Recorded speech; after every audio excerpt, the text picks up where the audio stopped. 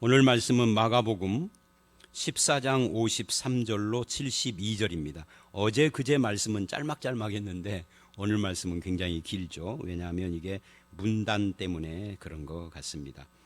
오늘 말씀은 53절부터 이제 공회 앞에 서신 예수님에 대한 이야기고 66절 이하에는 베드로의 부인하는 내용. 그래서 53절로 65절, 66절로 72절 이렇게 둘로 나누어집니다. 먼저 이 공회 앞에 서신 예수님에 대해서 성령님께서 마가를 통해서 우리에게 전하고 싶은 말씀이 뭘까 하는 것을 우리는 이 말씀을 통해서 좀 살펴볼 필요가 있습니다. 이 본문을 보면 증거, 증인 또는 증언이라는 말이 7번이나 반복해서 나옵니다. 다시 말하면 예수님을 사형에 해당된다라고 정죄하기 위해서 64절에 보니까 정죄한다는 것이 나오죠. 근데 그 정죄하기 위해서는 거짓 증거와 증인들을 세워야 하는데 그것들이 전부 다 거짓이거나 왜곡이거나 오해였음을 말하려는 것이 오늘 본문이 의도한 겁니다. 근데 문제는 이 일을 하는 사람들이 전부 다 누구냐면 대제사장, 장로, 서기관들이라는 사실입니다. 이걸 오늘로 말하면 목사, 장로, 노회장, 총회장 같은 그런 종교인들이 이 거짓 증거와 증인을 세워서 전부 다 거짓으로 이것을 한다는 거예요. 제가 이게 성도님들 앞에 부끄러운 이야기지만 목사 장로들이 모이는 곳이 노회 총회잖아요. 저는 노회 가면은 거의 발언을 안 씁니다. 하루 종일 있어도 한마디도 않거나 어쩌다가 한마디 할동말동해요. 10년에 한 두 번 정도 말을 했을까? 말을 거의 안 씁니다. 근데 앉아가지고 가만히 보면서 하루 종일 온갖 생각을 하는 거죠. 무슨 생각을 하느냐면 자, 목사 장로들이 하는 말이 이거예요. 자기 이야기를 막 하면서 저 사람이 거짓말을 했다는 거예요. 저 사람이 잘못 말했다는 거예요. 그러면 또 상대방이 자기 이야기를 하면서 아니다, 저 사람이 잘못했다는 거예요. 지금 목사 장로들이 모였는데 누군가는 거짓말을 지금 하는 것이고 누군가는 지금 거짓 증인이 되어 있는 거잖아요. 둘 다 거짓일 수도 있는 거고요. 야, 이게 참 비극인 거죠, 비극. 오늘 이 말씀이 이게 2000년 전에 그 전설 따라 삼천리 같은 것이 아니라 오늘 우리들 가운데서도 계속 반복적으로 일어나고 있는 그런 모습이다.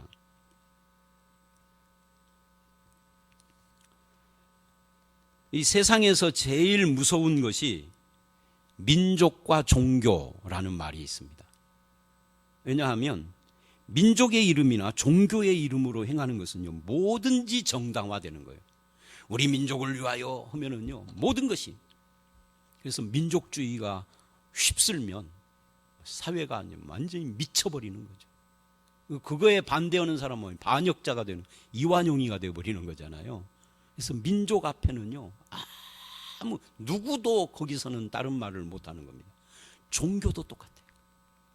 종교의 이름 앞에서는 타 종교는 안 그랬지만 같은 종교라는 카테고리 안에서는 딴 말을 하면 완전히 반역자가 되어버리는 거예요. 물불을 가리지 않는 거죠. 잔인하고요. 히틀러가 독일 민족 제일주의를 부르짖으면서 600만의 유태인을 학살한 것을 정당화할 때 종교인들이 찬성하고 박수를 쳤잖아요. 그 민족이라는 이름과 종교라는 이름이 이게 합해져 버리니까요, 어떤 것도 잔말을 군말을 할 수가 없게 돼버리는 거예요. 근데 세월이 지나고 보니까 그게 지난주에 베드로후서 2장 17절로 22절에서 말했던 것처럼 광풍에 휩쓸리는 안개인 거죠. 물 없는 샘 같은 것이고요, 허무한 거죠. 이 본문에서는 거짓과 불법을 저질러 놓고도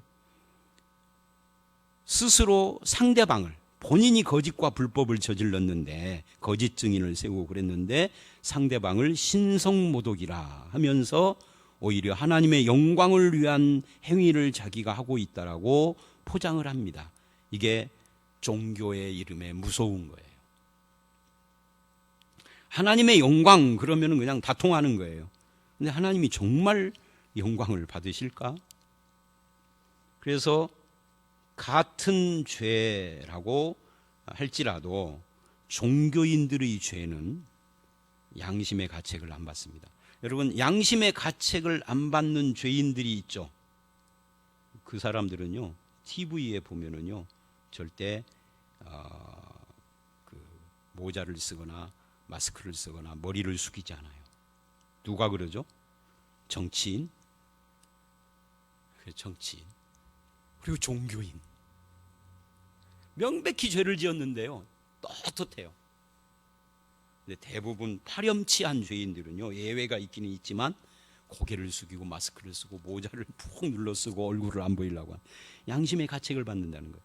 자, 그러니까 민족의 이름으로 살인을 저질러도 애국지사고, 여러분 1999년 3월 달에 신유고 연방의 세르비아인들, 이 그리스 정교회를 믿는 사람들입니다. 이 사람들이 코소보의 알바니아 계통, 이 사람들은 이슬람계입니다. 이들을 인종 청소를 했어요. 그런데 그 수천 명, 수만 명을 죽이면서도 양심의 가책이 없는 겁니다. 왜? 민족과 종교가 앞서 있기 때문에. 이슬람교도 마찬가지입니다. 이슬람교에는 아예 성전이라는 개념이 있습니다. 건물 성전을 말하는 게 아니라 성스러운 홀리 거룩한 전쟁이라는 거죠. 거룩한 전쟁에서 죽으면 순교자라 천국의 직방으로 간다는 거예요. 이슬람, 재미있는 종교야. 재미있다기보다도 좀 무서운 종교죠. 근데 성경은 이런 것들이 다 뭐라는 거예요? 거짓이고 죄악이고 그렇다는 이야기를 지금 하고 있는 겁니다. 58절을 보시면, 우리가 그의 말을 들으니 손으로 지은 이 성전을 내가 헐고 손으로 짓지 아니한 다른 성전을 사흘 동안 지으리라 하더라 하되, 그럽니다. 그들의 거짓 증거 중에 한 가지를 지금 이야기를 하는데, 사실은 그 거짓 증거로 내세운 그것이 참 증거가 된 거예요. 손으로 지은 성전이 끝나고 예수님이 지으시는 다른 성전 시대가 이제 열리는 거죠. 우리는 그 다른 성전 시대에 들어와 있어요. 언제부터? 2000년 전부터. 예수님이 십자가 지신 이후에는요, 건물 성전이 끝난 겁니다. 건물 성전은 존재하지 않아요. 지금도 건물 성전을 이야기를 하는 사람들은 거짓말하는 겁니다. 아니, 성경을 왜곡하고 모르는 겁니다. 예수님을 죽인 자들과 똑같은 계열에 서 있는 겁니다. 이제는 예수 그리스도의 몸된 성전만 있습니다. 그게 뭐죠? 건물이 아니라 성도들의 모임이에요. 성도 개개인이 성전이고 그들의 모임이 성전이고, 지금 그걸 여기서 말을, 자기들은 거짓 증언으로 예수를 잡아 죽일 증거로 그 말을 하는데 이게 사실이라는 거예요. 이걸 우리가 주목을 해볼 필요가 있습니다. 그 다음에 세 번째로 61절과 62절을 보면 예수님은 침묵을 해요. 대제사장이 너는 왜 아무 대답도 없느냐? 너를 치는 자의 증거가 어떠하냐? 자기가 거짓으로 이렇게 내세운 증인들의 증거를 묻는 거예요. 예수님에게 너 좀 변명을 해봐라. 그랬는데 예수님은 침묵하고 아무 대답을 하지 않아요. 왜 대답을 하지 않죠? 하나님의 뜻에 잠잠히 순종하시는 겁니다. 저들의 증거가 거짓인 줄 다 알지만 하나님의 뜻이 뭐예요? 그럼에도 불구하고 십자가를 지는 것이 하나님의 뜻이기 때문에 잠잠히 순종하는 겁니다. 자기 자신을 위해서는 변명하지도 않고 투쟁하지도 않고, 어제 그 말씀했죠. 복음서의 기적의 특징 중에 하나가 예수님이 온갖 기적을 다 일으키지만 자기 자신을 위해서는 안 일으키죠. 다 하나님을 위해서, 영광을 위해서, 또는 다른 사람들의 유익을 위해서는 기적을 일으켜도 자기를 위해서는 기적을 일으키지 않는다. 여기서도 똑같습니다. 자신을 위해서는 투쟁하지 않습니다. 그러나 진리를 위해서는 싸우십니다. 이것이 예수님만 그런 것이 아니라 바울이나 베드로나 초대교회 교인들이나 사도들이 다 똑같았어요. 오늘 우리도 마찬가지입니다. 이게 하나님의 뜻이라면 침묵하고 순종하는 것이 필요하다는 것을 보여줍니다. 이 잠잠하심을 성경은 털 깎는 자 앞에서 잠잠하고 잠잠한 어린 양이 우리의 나음이 되고 평화가 되고 생명과 구원이 됐다라고 이사야 53장을 통해서 말씀을 하는 겁니다. 그리고는 62절에 이렇게 말을 해요. 내가 그니라 할 때 이 그니라라는 말이 내가 하나님이라는 거예요. 인자가 권능의 우편에 앉은 것과 하늘 구름을 타고 오는 것을 너희가 보리라. 예수님은 하실 말씀을 정확하게 하신 거죠. 그러나 자기 변명은 하시지 않은 겁니다. 예수님이 하나님이고 인자고, 인자라는 말은 예언된 구약의 다니엘서에서 예언된 메시아라는 겁니다. 이제는 우편에 앉은 것과 하늘 구름 타고 오는 것을 보게 될 것이다. 예수님의 심판, 예수님의 재림까지도 정확하게 선포를 하고 있는 거죠. 그리고 이제 63절을 보면 예수님께서 그런 대답을 하자 대제사장이 자기 옷을 찢으며 우리가 어찌 더 증인을 요구하리요 합니다. 이게 62절 말씀 때문에 그런 거예요. 어떻게 보면 대제사장은 이런 말씀이 나오기를 기다린 거죠. 옷을 찢는다는 것은 거룩한 하나님 앞에서 내 귀가 듣지 않아야 할 말을 들었다 하는 표시예요. 그러니까 예수님의 이 말씀이 신성모독적인 말씀이다라고 하는 그런 뜻으로 옷을 찢는 거죠. 그래서 63절에 옷을 찢고 64절에 신성모독하는 말을 너희가 들었도다. 너희는 어떻게 생각하느냐? 그러니 다 사형에 처해야 된다라고 대답을 하는 그런 내용으로 이어집니다. 이것은 대제사장이 얼마나 교활한가 하는 것을 보여주는 거예요. 대제사장만 그런가요? 저는 이 성경을 묵상할 때 항상 이들만 그런가요? 하는 이 질문을 하고 생각을 하는데 오늘 우리도 마찬가지입니다. 목사가 교활해도 되나요? 성도가 교활해도 되나요? 아니죠. 이제 예수 믿은 지 초신자가 됐다면 옛삶을 아직 못 버려서 그럴 수 있다 쳐도 그것도 안 되지만 예수를 오래 믿은 목사, 장로, 집사, 권사가 교활해도 되나? 거짓말해도 되나? 이렇게 외식적이어도 되나 하는 것을 우리는 고민을 해봐야 합니다. 이 대제사장은 그 말투가 굉장히 거룩하고 입은 옷이나 외모도 굉장히 거룩하지만 속은 교활했습니다. 그래서 사람들은 그 사람의 말과 외모와 옷을 보고 착각을 합니다. 굉장히 거룩하다라고. 그러나 하나님은 사람의 중심을 보십니다. 결국 신앙이라는 것은 속사람의 변화입니다. 근데 속사람의 변화가 없이 교활하고 거짓스럽고 가식적인 껍질만 두꺼워진 그런 존재, 하나님이 가장 싫어하는 거죠. 그럼 지금 이제 고난주간의 중간을 우리가 지나가고 있어요. 수요일이니까. 근데 고난주간에도 웃지 않고 놀지 않고 먹지 않는 이런 외형적인 것으로만 고난을 기억한다면 그건 본질을 흐리는 거예요. 고난주간의 진정한 의미는 자기 부인입니다. 하나님과 진리 앞에 겸손하고 진실하고 교활한 자가 아니라 진실한 자. 주님의 고난을 묵상하면서 나도 그런 모든 나의 그 어려운 그런 교활함, 거짓, 진실치 못한 것을 다 내려. 이게 정말 어려운 거죠. 그 고난을 받아야 하는 거죠. 이게 우리의 고난주간의 자세라고 할 수가 있습니다. 그래서 64절로 65절을 보면 그렇게 자기들이 정죄하신 분이 곧 자기들의 죄를 짊어지시는 분임을 모릅니다. 왜요? 종교의 이름으로 양심이 가려지고 굳어지고 왜곡됐기 때문에. 이것이 우리가 점검해야 할 부분이에요. 그래서 막 침을 뱉고 얼굴을 주먹으로 치고 손바닥으로 치고 하면서 조롱을 합니다. 이런 가운데 이제 66절로 72절은 베드로 이야기가 나옵니다. 54절에도 베드로가 나오죠. 베드로가 예수님을 멀찍이 따라서 그 집 안에 들어가 불을 쬐고 있었다 하는 상황을 54절에 말하고, 그것이 이제 66절에 이어지고 있는 겁니다. 이 베드로는 한마디로 예수 그리스도를 부인을 하는데, 29절로 31절에 우리가 며칠 전에 본 것처럼 베드로는 예수님 앞에서 다 버려도 나는 버리지 않는다고 장담을 했던 자입니다. 그것이 철저히 무너지고 있는 거죠. 결국 자기 의지와 결심이나 열심으로 되는 것이 아니다. 신앙이라는 것은 그걸 보여주는 거예요. 주님의 경고했던 말씀을 무시하고 듣지 않은 결과 이렇게 된 겁니다. 그래서 신앙이라는 것은 나의 약점을 인정하고 주님의 은혜와 말씀을 의지하는 것입니다. 자기의 강함을 의지하지 않고 그것을 자랑하는 것은 어리석은 것이죠.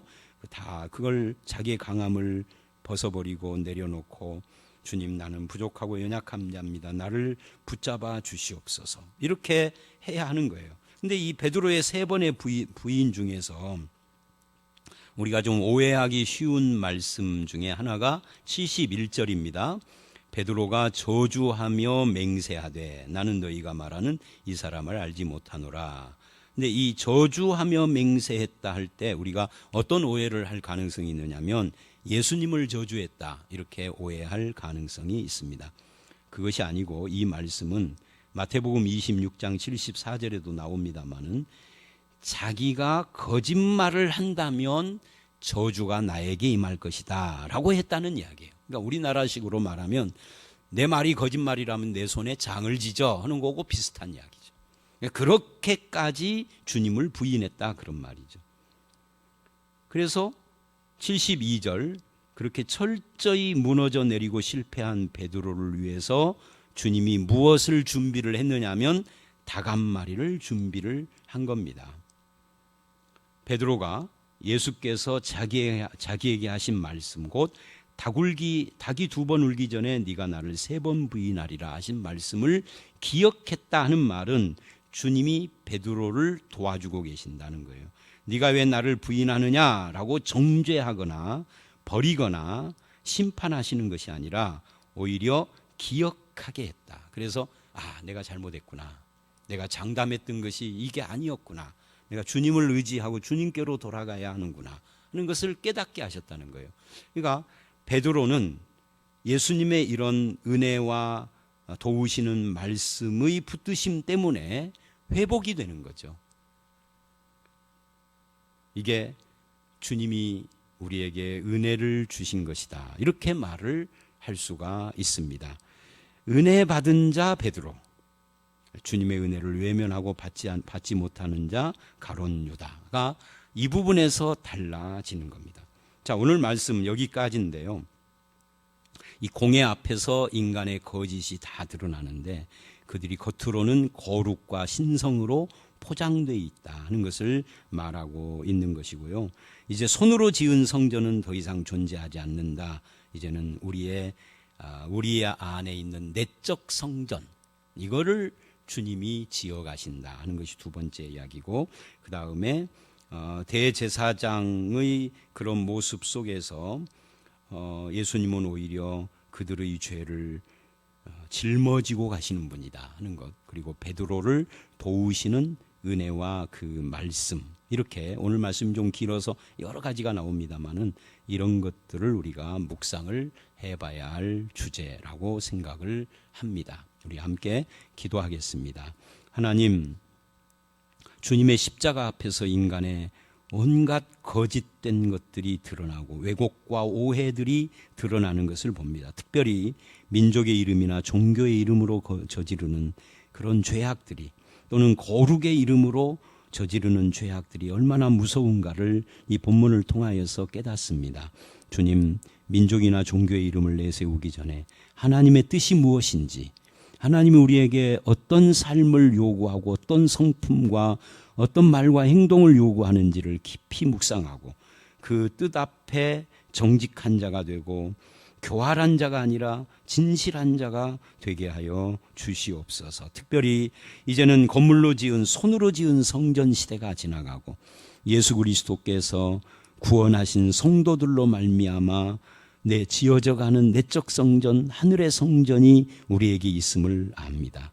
이 성전, 성도 한 사람 한 사람을 잘 케어하고 세워가는 일에 우리가 집중하게 하여 주시옵소서. 또한 아버지 하나님, 베드로의 장담을 통하여서 고난주간은 인간의 모든 장담과 자기 능력과 열정을 다 내려놓고 자기를 부인하며 겸손하고 진실하게 나를 도우시는 주님과 주님의 은혜와 말씀을 붙잡는 것이 중요한 그런 뜻이라는 것을 깨닫게 하여 주셔서 이제는 주의 은혜와 함께 살고 말씀과 함께 살며 주님의 영광을 드러내는 성도가 되게 하여 주시옵소서. 이 어려운 시절에도 주의 은혜가 베드로를 붙들듯이 우리를 붙들어 주실 줄 믿사옵고 예수님 이름으로 기도드려 싸움나이다. 아멘.